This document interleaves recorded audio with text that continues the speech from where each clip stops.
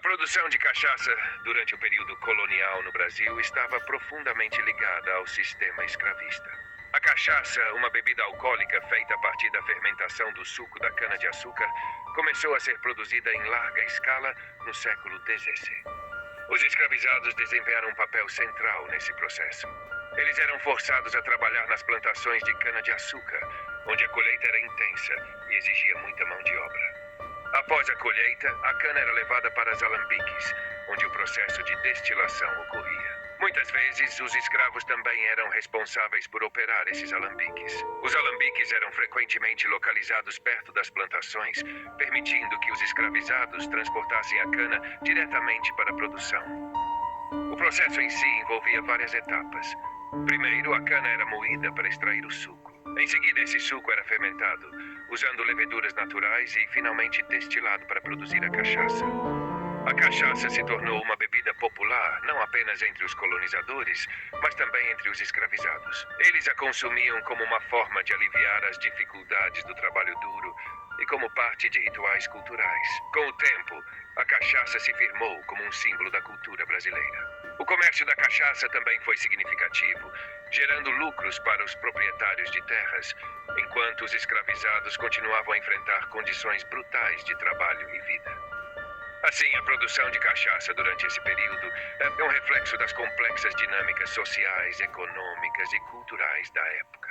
A da cana-de-açúcar foi introduzida no Brasil pelos portugueses no início do século XVII. Com a demanda crescente por açúcar na Europa, a produção se expandiu rapidamente. Para isso, os colonizadores trouxeram um grande número de africanos escravizados, que se tornaram a principal força de trabalho nas plantações. Os escravizados enfrentavam jornadas extenuantes sob sol forte, realizando atividades como a colheita da cana.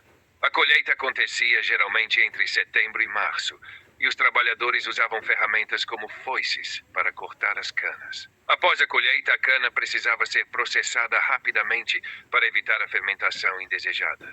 O processamento da cana envolvia várias etapas. Primeiro, as canas eram levadas para os engenhos, onde eram moídas para extrair o suco. Esse suco, conhecido como garapa, era então colocado em grandes tanques para fermentar.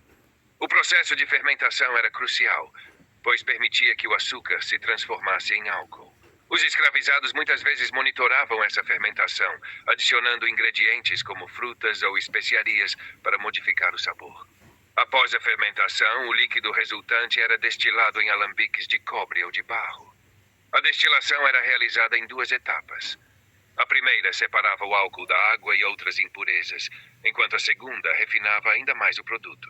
O resultado era a cachaça, que variava em sabor e qualidade, dependendo do processo e dos ingredientes utilizados.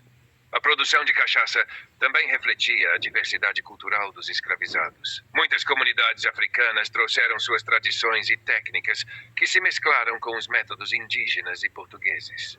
Esse intercâmbio cultural resultou em diferentes estilos de cachaça, variando de acordo com a região. Além disso, a cachaça era frequentemente consumida em festas e celebrações, servindo como um meio de socialização e resistência cultural. Para os escravizados, a bebida tinha um papel importante, proporcionando um momento de alívio das duras condições de trabalho.